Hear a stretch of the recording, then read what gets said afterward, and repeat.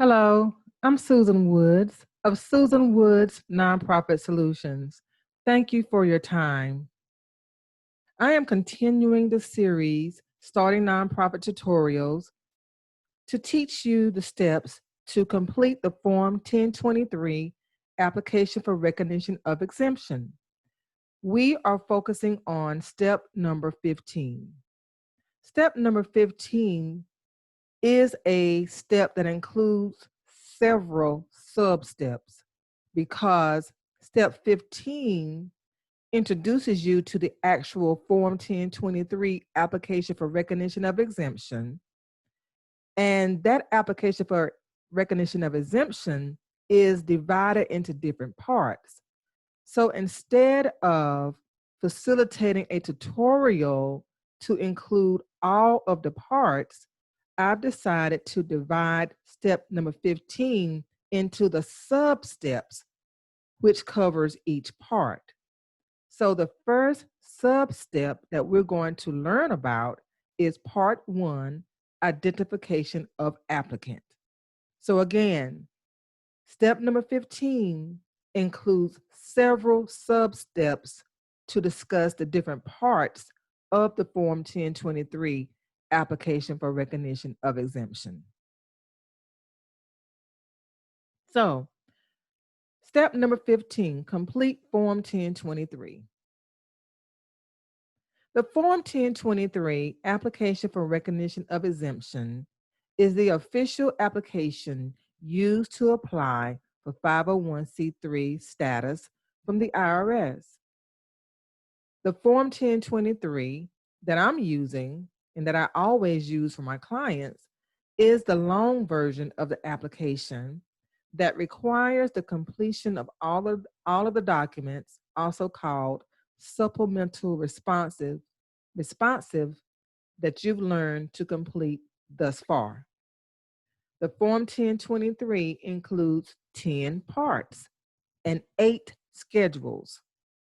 It allows you to really explain the community services you plan to provide through a 501c3 nonprofit. So let me step back and elaborate on what I just shared. The Form 1023 application for recognition of exemption is the official application that you would need to complete to apply for 501c3 status, nonprofit status from the IRS.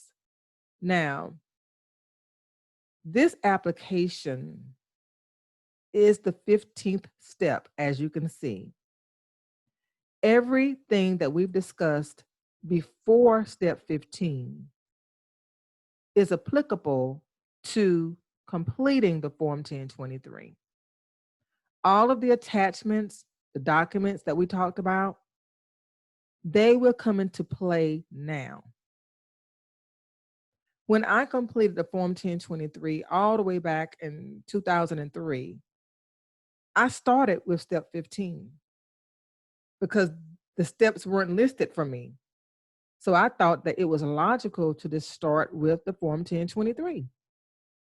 But it was not logical because as I went through the Form 1023, I realized that I should have started by completing the documents first because you need the information on the documents in order to complete the 1023.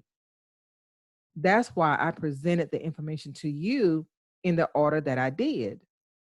It's so important for you to complete the steps in the order that I presented them. And that way you won't have to endure the level of stress that I endured when I learned that lesson the hard way. Now, as I mentioned, I am using the long version of this application. There is a Form 1023 EZ. Now, the Form 1023 EZ does not require you to complete all of the documents that we've learned about. It only requires that you attest to the fact that you have completed them. The Form 1023 EZ also mandates that you meet the eligibility requirements to complete the EZ form. Unfortunately, many people do not know what the eligibility requirements are, and you can still complete the Form 1023-EZ without even determining whether or not you are eligible or not. The application process does not cause you to have to complete it in order to move forward, and that's unfortunate. There are certain stipulations and, like I said, requirements that you must have in order to apply for 501c3 status using the Form 1023-EZ, and a lot of people just use the form incorrectly. I don't use that form, even though it's less expensive and it's shorter to use. I choose to use the Form 1023, the long version, because when I submit an application packet for my clients, I want the exemption specialist assigned to process it to be able to read every word of what my client wants to do. And that way, when they provide the 501c3 status, then they will know, my client will know that the IRS exemption specialist is approving everything that's in their packet. And that's important. Finally, the Form 1023 includes 10 parts and 8 schedules. The parts are divided in the Form 1023 depending upon what tasks need to be completed within that part. And like I said, this video message focuses on part 1, which is called Identification of Applicant. And we're going to get to that shortly. It also includes 8 schedules. Now, you may or may not need to complete the schedules. The schedules are additional documents that you complete depending upon the type of services that you plan to offer. And I will explain that a little bit later on. But again, it's in your best interest to complete the long version. I know this version includes several pages that we have to complete. I know that it requires you to add additional documents called supplemental responses. And I know that the fee is more than a 1023-EZ fee. I get all of that, but it's for your benefit to complete the long form, because the documents that you include in the long form can then later on be used as your policies and procedures manual for your team. So it's not in vain. You're not just creating these documents just to get approved. You can use these documents to actually start providing services, because they will walk you through the steps to doing so. So many times people reach out to me after they've gotten their 501c3 designation to let me know that, okay, Susan, I've gotten my designation, but I don't know what to do. And I know right away that they've hired someone, or either they've done it themselves, they've completed the Form 1023-EZ. And when I asked them, I said, well, did you do the long form or the short form? They said, I did the EZ form. And I said, well, that's why you don't know where to get started. You didn't take the time to write your plan in a narrative description of activities. You didn't take the time to do a financial data report. So now you're lost. You don't have any type of guide or path to use, because you didn't do the documents, or you didn't complete the documents that you should have completed. And that's unfortunate. So I think I've made my point. I hope I have. So I'm going to move forward. Complete the full Form 1023 application for recognition of exemption. You will be so glad that you did. So let's take a look at the parts. As I mentioned, there are 10 parts to the Form 1023 application for recognition of exemption. You have part 1 that we're talking about today, which is identification of applicant. Part 2 discusses the organizational structure. Part 3, you're going to show the required provisions in your organizing document. Part 4 is a long part, several pages, because you're going to explain your activities.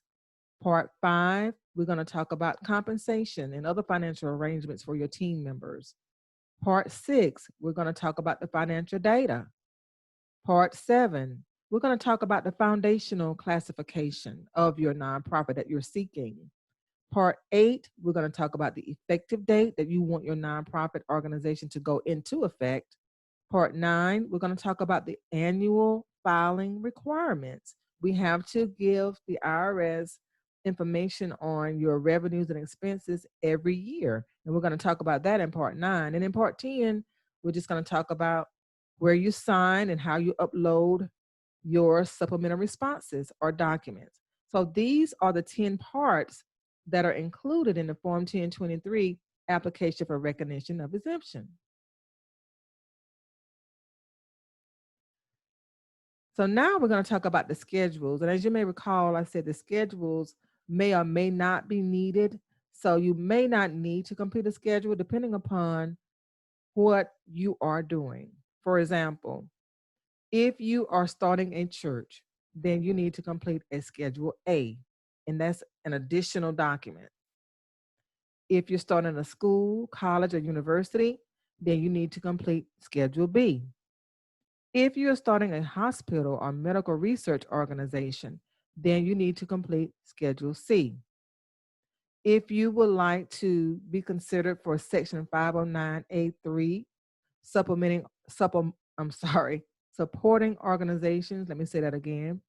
If you want to be considered for Section 509A3, supporting organizations, then you need to complete Schedule D. If you need to change your effective date, you need to complete Schedule E. If you want to start low-income housing, then you want to complete Schedule F. If you are taken over for another organization, you are a successor to another organization, then you need to complete Schedule G.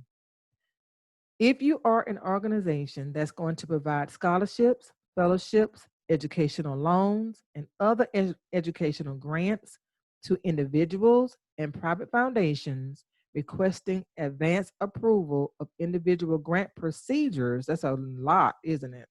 Then you need to complete Schedule H.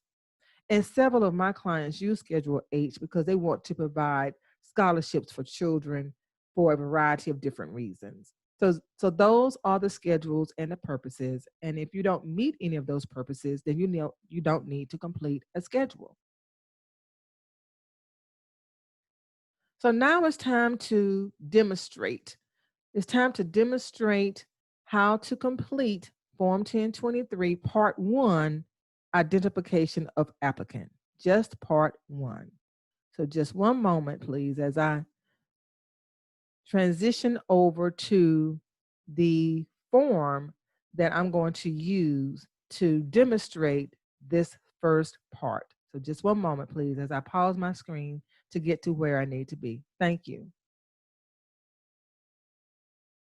I really appreciate your patience as I transition over to where I need to be in order to demonstrate this step. So just one moment, I'm almost there. Just one moment. Okay. So now I am on the pay.gov website. This is where you would go in order to complete the Form 1023 application for recognition of exemption. This is where you would go. So remember that this is the first step. Now you're familiar with this step because you've already gone here to establish your password and your username. So this site is familiar to you. I forgot about that. So now that you've established your password and your username, you are at the right place to sign in to get started. But before you do that, I want to point something out to you that really gets on my nerves a lot. And I'm going to scroll down on the screen just to show you something. As you complete the Form 1023 application for recognition of exemption, you will see the IRS really pushes you to this one here, the Form 1023 EZ. It says, do you need to apply for tax exemption under Section 501c3 of the Internal Revenue Code? Thousands and thousands and thousands of people click on this link. And that hurts my heart because the majority of them are not eligible to complete the 1023 EZ. Remember, I talked about the eligibility requirements. Well, one of them is you cannot make or generate more than $50,000 for the first 3 years of operation. And so the eligibility question will say, do you anticipate generating over $50,000? Now, they didn't say how long, but if you say, oh, no, absolutely not, there are 30 eligibility questions, and you have to answer no to each one. But the first one should stop you in your tracks because, okay, if you're not going to generate $50,000 in revenues, that also means you're not going to generate $50,000 in expenses. I have yet to complete an application packet that has expenses less than $50,000. I haven't done it yet. In addition, if you say, well, I know I'm not going to do it, this is a small thing I'm just doing, I'm not going to generate $50,000 in 3 years. I mean, I'm talking about $50,000 for each of the 3 years, 2021, 2022, 2023, less than $50,000 is what you're saying. Okay, if you're convinced that you're not going to do that, then your expenses cannot be $50,000 either. And you are held to that promise. So if someone comes along and really likes what you're doing and they want to give you a grant for $100,000, you can't accept that grant because you are held to $50,000 that you said in the application. So I just wish the IRS would not put this link here on the homepage because it encourages people to select this link, and it's unfortunate. It's unfortunate. They don't even mention the option of doing the long version. As a matter of fact, I'm going to show you something. I'm going to sign in to my account that I set up just to show you something. I'm sorry. Just one moment, please, as I get in here and type in my information.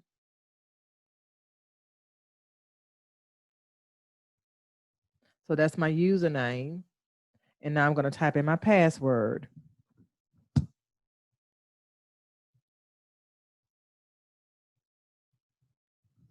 And I'm going to sign into my account. Now, I'm in my account, and this is my sign in. My username is Grace1966.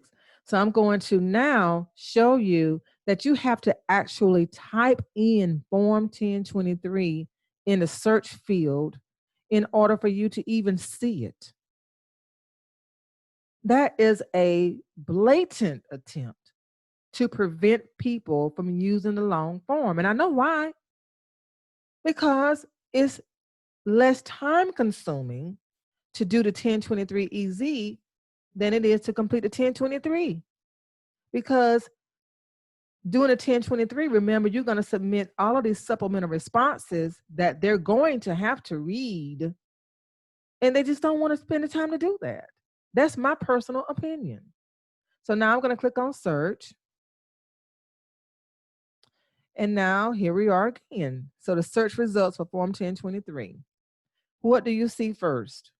You see the streamlined application for recognition of exemption under 501c3, and that is the 1023 EZ. So here it is again. It's keeping it in your face, and that's so unfortunate. If a person wants to use the long version, they should be able to. You should list both options in the same manner. So if you didn't know any better, you would just click on the first one. Streamline, that's very attractive, isn't it? If you're very anxious to get started, you want streamline, but you don't want streamline in this case. You want the long version.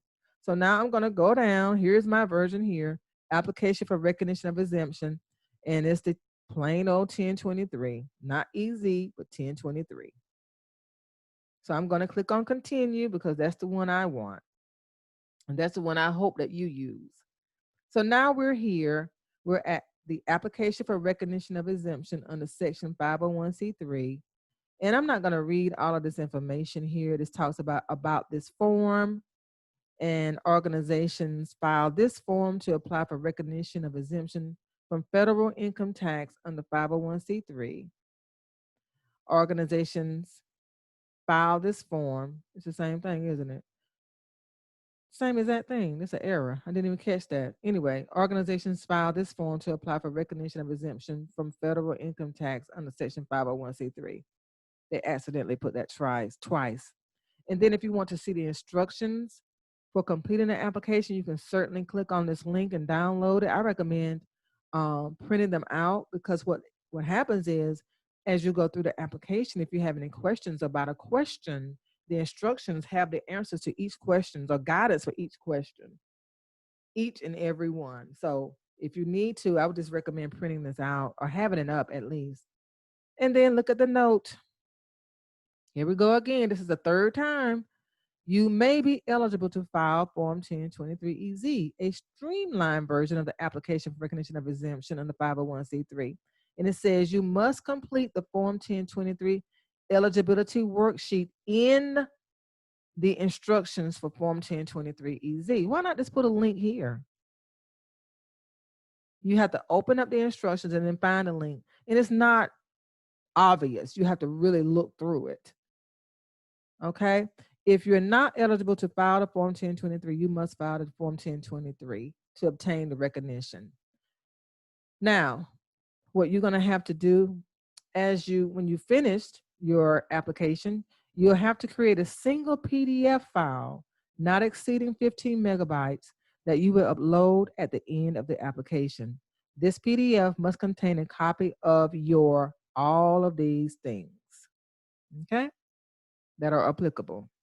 And I'll talk about how to put all of the documents together later on as we get closer to finishing this step. Number 15 is a long one, as you can probably tell by now. If your PDF exceeds 15 megabyte limit, remove some of the items or contact IRS account services. I haven't had one to exceed that. I haven't had an application to even come close to 15 megabytes. So you don't need to be concerned about that.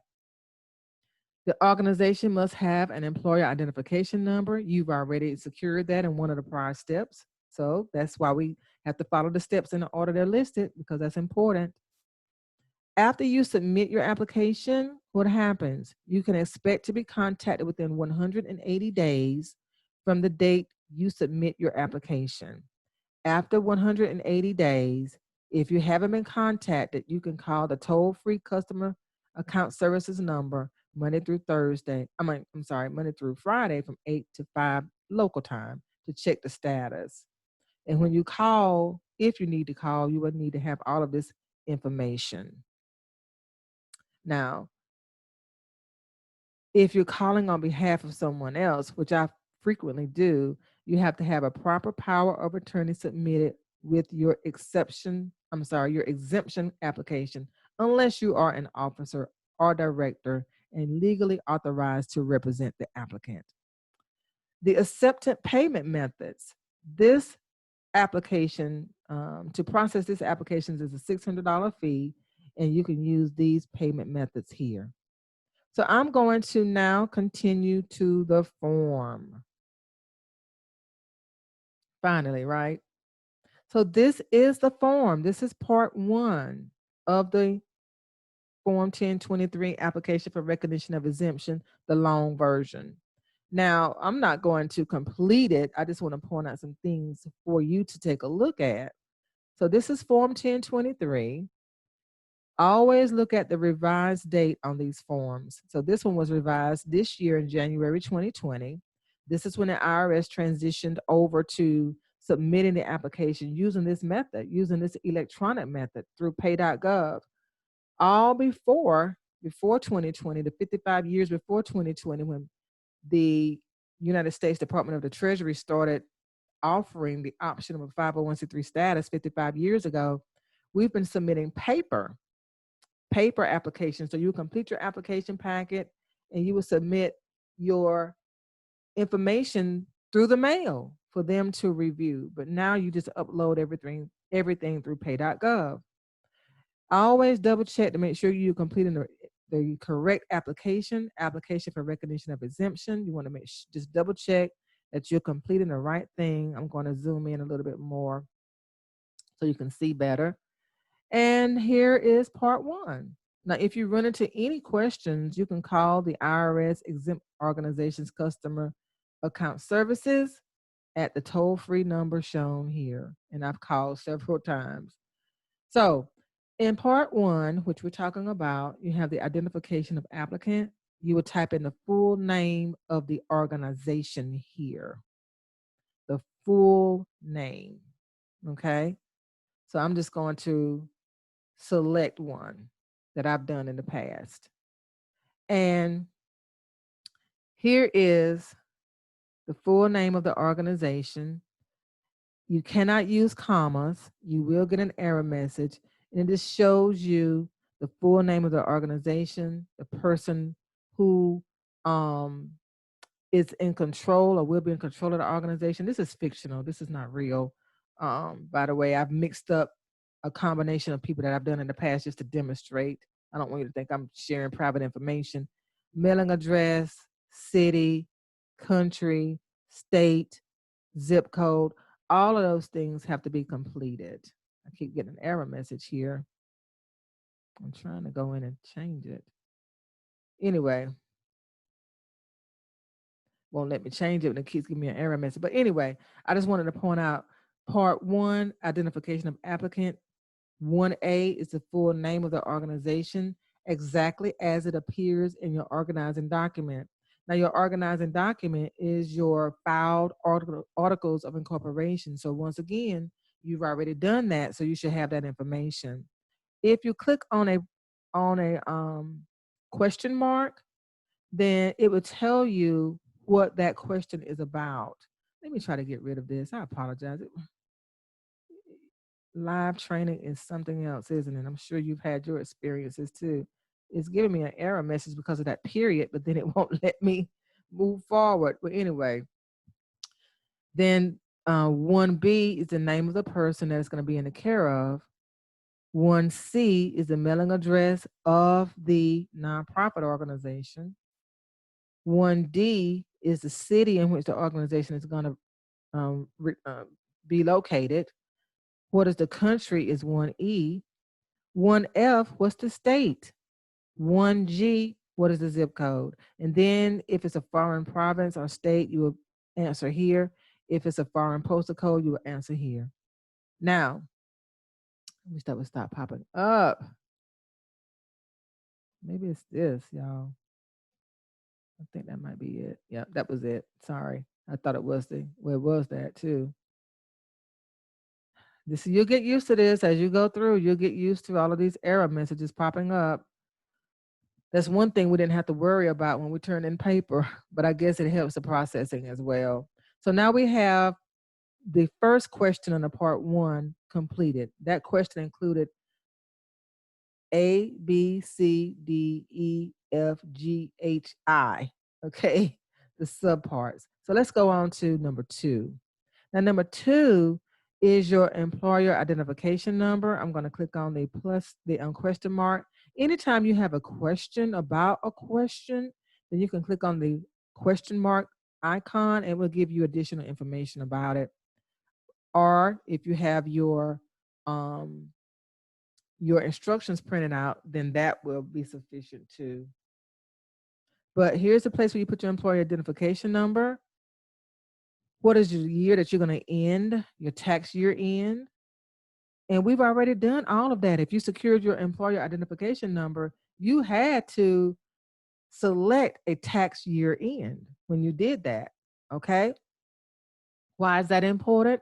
The tax year end determines when you need to submit your Form 990 information return each year, because you would submit your information return, your Form 990 information return, 5 months and 15 days after your tax year ends. So if your tax year ends in December, then you would submit your Form 990 information return by May 15th. May 15th is the deadline for submission, but of course you can submit as early as January if you're ready.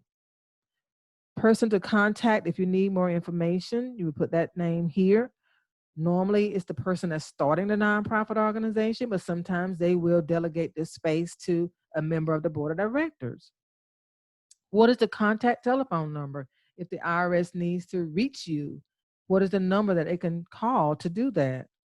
What is the fax number that they can call or use? If you have a fax number and you want to communicate by fax, I don't know many people who do that now, but if that's your case, then you want to put that in.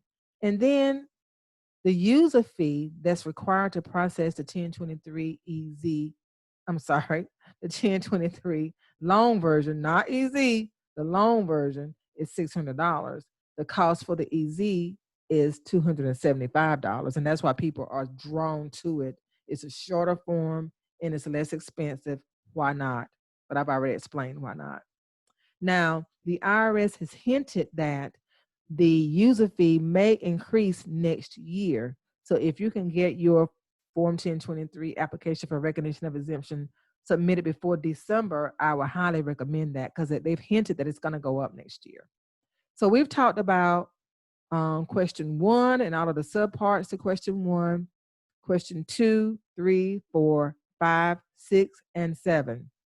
Now we're down to 8. The organization's website, if you have one. If you've already established a website for your organization for informational purposes only, of course, you wouldn't have a donate button on your website because you don't have a status that allows you to accept donations yet. But you can certainly create a website that just provides information about what you're planning to do. That's no problem. I highly encourage that. But don't put a donate button on there because that's fraud. You don't have the right to do that yet. Then on question number 9. Question number 9 is asking you to list the names, titles, and mailing addresses of your officers, directors, and our trustees. In other words, this is where you would list your board of directors. The name, first name, the last name, and whatever title they're going to have. Okay. Then you put their mailing address and the city and the state and the zip for all of your board members. I recommend having 5 board members, a president, a vice president, a treasurer, secretary,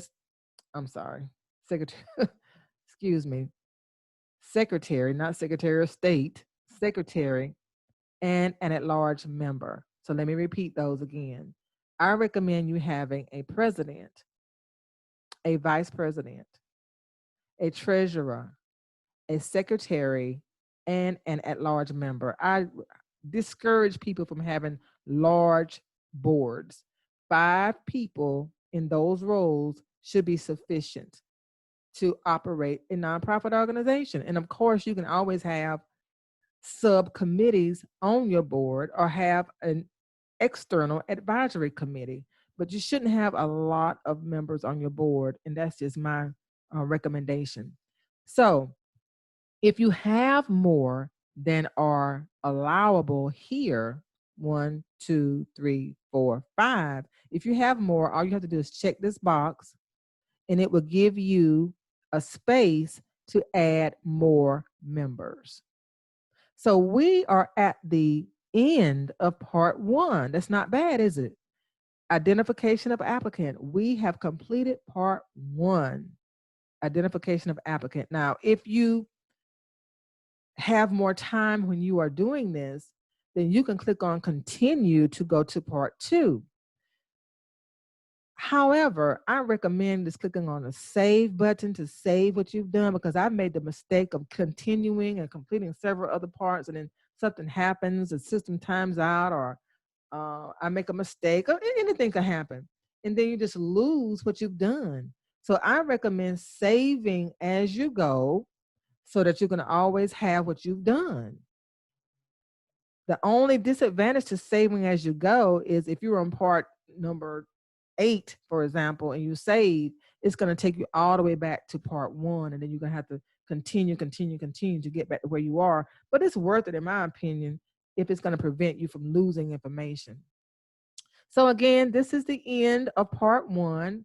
of step 15. Like I said, I've broken it up into the different parts so that we won't have so much time spent in this step 15 of starting a nonprofit organization. So I'm going to stop here, look through it one more time. Part 1, identification of applicant. And you had 9 questions to complete. Very easy. And then you saved, and now you're going to go on and do something else. So I'm going to pause my screen once again to go back to my PowerPoint and wrap things up. I sure appreciate you um, looking at my videos and providing the nice words of encouragement that you provide for me. I really enjoy this work, and I hope that you are getting something out of it.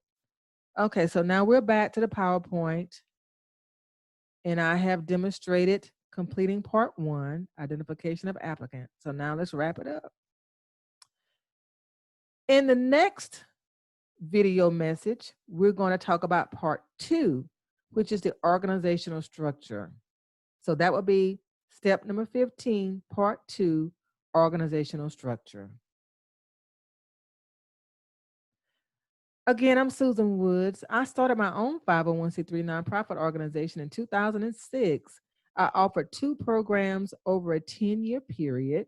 I earned 3 nonprofit management certificates, 1 from Wake Forest, 1 from Duke, and 1 from Winthrop University, which is my alma mater. I am a 3-time graduate of Winthrop University, which is in Rock Hill, South Carolina. I teach in-person classes, and I also offer online classes. I complete the Form 1023 application for clients across the country. So everything that I'm telling you and advising you to do, I do for clients. So if you feel like you don't want to do or complete all of the steps that I've shared with you from steps 1 through 15, part 1, then I'm happy to talk with you about your nonprofit vision, and perhaps we can work together. My website is www.trustsusanwoods.com, and you can just click on the reserve consultation link, and if you want to go that route.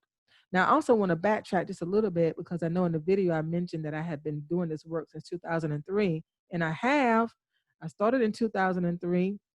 Like so many people, I offered my services for free, and I called myself a nonprofit because I wasn't making any money.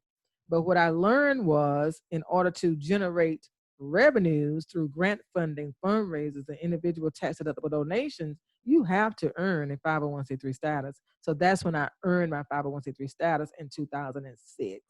But I actually started technically in 2003.